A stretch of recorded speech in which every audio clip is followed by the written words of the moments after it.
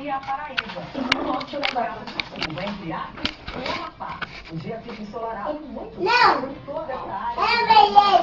Em Porto Velho faz 34 graus, 37 em Palmas, 32 no Rio de Janeiro e 27 em Florianópolis. Em São Paulo tem mais uma tarde quente e seca e a 27 graus. Em Maceió chove máxima de 22 pessoas foram presas numa operação contra a exploração de caça-níqueis no Rio de Janeiro.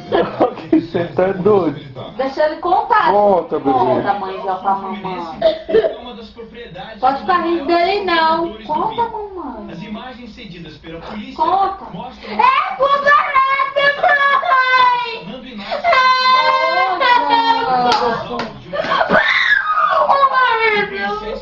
Mas, Janderson! Eu não vi. Vai pro banheiro! Anotações de computadores.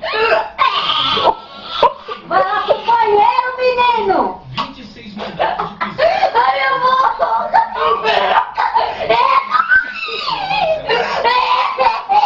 E uns...